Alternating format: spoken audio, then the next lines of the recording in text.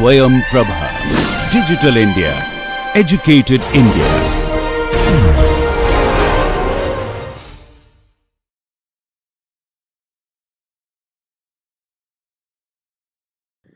So traditional, so we see, what do we see? First thing we see is that the traditional slumped circuit theory that you might have studied so far is useful as long as the circuit size is much smaller as compared to the wavelength of the signal.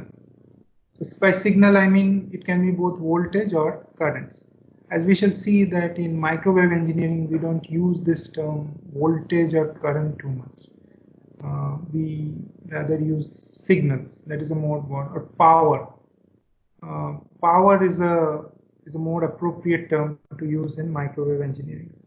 So traditional, as I was saying, traditional circuit theory is fine as long as the circuit size is much smaller compared to wavelengths of the signal. So if we keep, for a particular circuit that we have, that if we keep on increasing the frequency, then we will reach a particular frequency after which the traditional circuit theory will not work. So how to analyze them? How do we study such a phenomenon? So again, I'll just repeat what I said just now. The traditional circuit theory is good enough only at lower frequencies. Compared, if I consider my circuit size is comparable to common day objects like PCBs, the common PCBs that you use in your daily life, or even any other gadget, your cell phones, those are in centimeters. So if you're operating, say, in low frequencies like kilohertz, our traditional circuit theory, that Kirchhoff's laws, are fine. But as we keep on increasing the frequency and enter the gigahertz range, where, as you saw, the wavelength is in centimeters, the traditional circuit theory will not work. Another thing that will happen is that you have studied in your traditional circuit theory that unless we have two conductors, for electrical power flow, we always need two conductors. But that is not the case here. You will see that even with a single conductor, we can have power transfer. Now, how is that possible? That is possible because you can consider the single conductor to be a guide for a wave. So just like we have waves transmitting through vacuum or free space. So that is also electrical power transfer, isn't it? When we transmit power from an antenna at the transmitter to a receiver antenna, there is power transfer. So here we are doing this. If we do this power transfer, if we use our metallic object like our waveguide as a guide to direct these waves, then we can achieve the same thing. So that is another difference that you will find at microwave frequencies. You can have power transfer even with single conductors. So how do we analyze them? The best way would be if we use, Maxwell's laws for everything, every detail every new circuit at these frequencies that we design. We can apply Maxwell's laws. But that is not convenient because, as you know, Maxwell's laws are very complicated, isn't it? They are not so easy to deal with.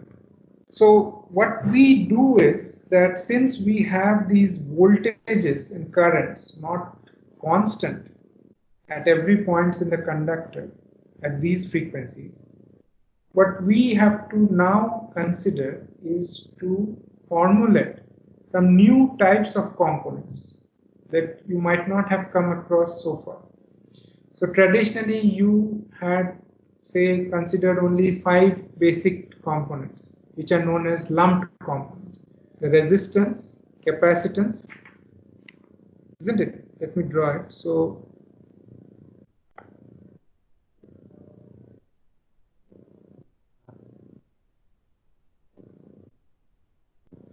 What are the lumped components that we know? This one, and this one. And we also have two more components.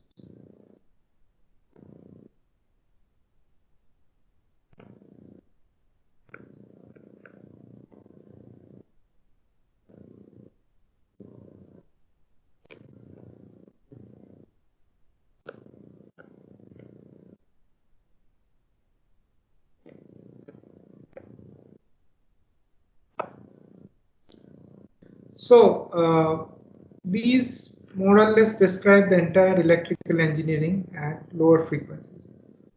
But as we saw that at these microwave frequencies, we cannot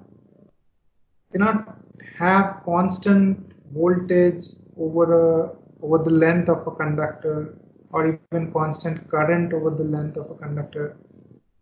So we will introduce some new types of components which are called distributed elements.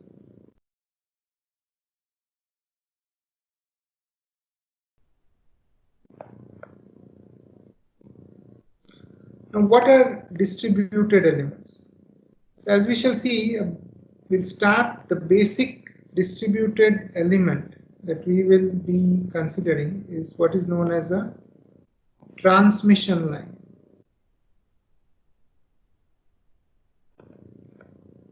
Now, what is so special about this transmission line? In a transmission line, the resistance is not confined to one particular point. It is distributed over a length. Okay. Similarly, the inductances, the series resistance and inductances are not confined to one point. They are distributed over the length. Similarly, the shunt capacitance and conductances are also distributed. So we will be deriving the formulae for this, how we can mathematically formulate the voltages and currents along a transmission line when we have the elements distributed. So that is one thing. Now we'll see, using this transmission line itself, we can obtain many other components, like something called open stub. So an open stub is nothing but a transmission line whose one end is open. Then we have it's a shorted stub. A shorted stub is a component whose other end is shorted. So it is like this. Okay, and then there are also many other components that we will be coming across, and that is, by the way, what we will be studying throughout this course, how to mathematically represent these new components, these new distributed elements, and how to design new types of devices using them. Okay, so that was about distributed elements. So what did we learn here? First is that we have some new types of components which are called distributed components, and to analyze them, the ideal method would have been to apply Maxwell's laws. But then, as I said, Maxwell's laws are very complicated. So because it is complicated, we need some simplified theory. And we will be formulating some new theory, new types of circuit theory, which are applicable for these distributed elements. Okay. So the Kirchhoff's laws, or the Thevenin and Norton's equivalents that you might have read in your circuit theory course, we will be sort of making them more general so that they are applicable for distributed elements also. Now, in this context, I would like to state, we saw that for distributed elements, the dimension is an important factor. It's not just the value of the resistances and inductances that are distributed that matter. The length of the element also matters. What is the dimension of these lumped components? So when we were discussing, when you might have studied these RLC and in any circuit, what was the dimension? The dimension was 0. The dimension was 0 because length was never a factor. It was like, suppose if I draw a circuit like this, a simple battery with a resistance. Say this is plus 5-volt battery. This is the 2 ohm resistance. This 2 ohms, it was like it didn't have any dimension, so length was 0. These wires that connected the resistance, they were like just ideal wires, they were not any distributed elements. But now when we say connect a source to a transmission line, okay, so this is our transmission line with the length L.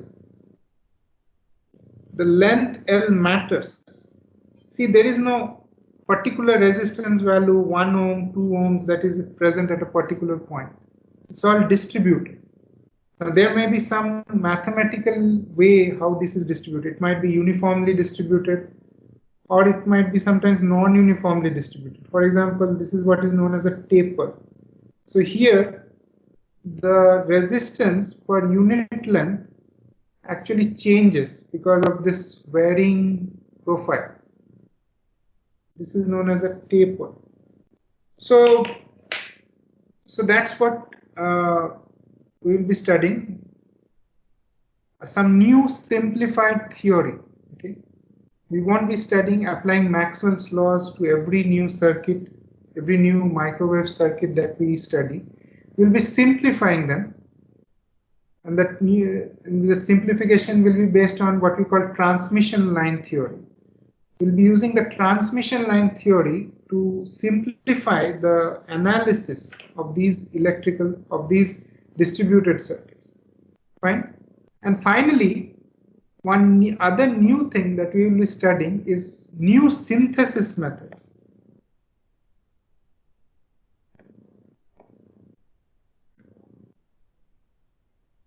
What do I mean by new synthesis methods? See, when you studied circuit theory, sometimes if you have studied circuit synthesis, sometimes you were given, say, a transfer function and then asked to find the circuit. So usually what is done is the opposite, right? You're given a circuit and then you're asked to find out the transfer function. But we can also do the opposite. We are given a transfer function and we can find out the circuit that will realize that transfer function. And then while doing that synthesis, we simply, we obtain some lumped element realization. So if you are given a, say, transfer function and I ask you to find a corresponding circuit, it's easy to obtain a lumped element realization. But here in this course, depending on what our response requirement is, we shall be learning how to obtain this circuit using these distributed elements.